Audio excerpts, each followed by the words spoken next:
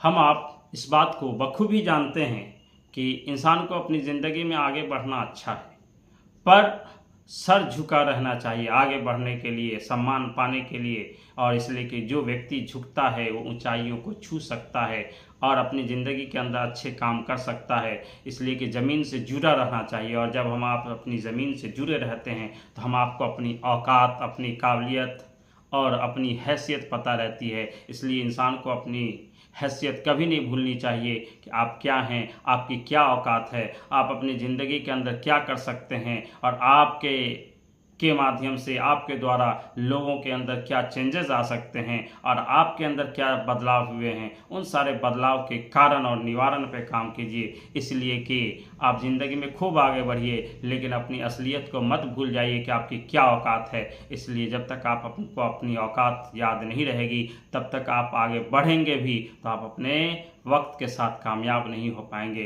इसलिए आप अगर ज़मीन पे खड़े होते हैं तो आपके अंदर ये हिम्मत होना चाहिए कि मैं अपने बलबूते पे खड़ा हूँ, मेरे अंदर इतनी ताकत है, क्षमता है, मैं क्षमतावान हूँ, मैं किसी भी काम को या फिर अपने जीवन के सफ़र में हर समस्याओं को, हर चुनौतियों का मैं जवाब, मुंह तोड़ जवाब दे सकता हूँ। इसलिए हम आपको अपनी ज़िंदगी के अंदर के विभिन्न पड़ाव में विभिन्न प्रकार की समस्याओं के समाधान के लिए तत्परता दिखानी है और आगे बढ़ना है, और आगे बढ़कर अपनी समस्याओं का समाधान भी करना है। लोगों के लिए दिशात्मक दृष्टिकोण अपनाना है, खुद भी बदलना है और लोगों को बदलने के लिए भी ये प्रयास करना है कि जब तक हम खुद नहीं बदलेंगे दुनिया नहीं बदल सकती है।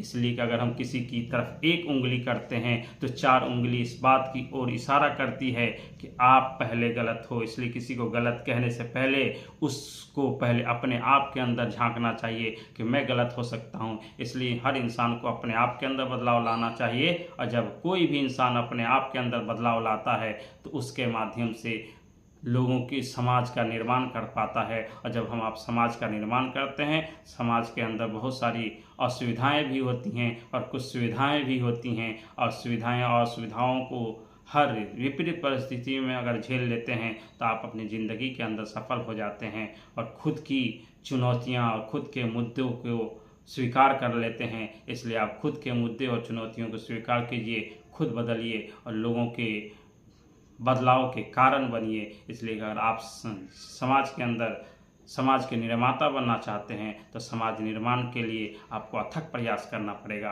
और जब आप अथक प्रयास करेंगे तो आप समाज की विभिन्न प्रकार के मुद्दे और चुनौतियों के बारे में आप चर्चा कर सकते हैं। धन्यवाद, आभार।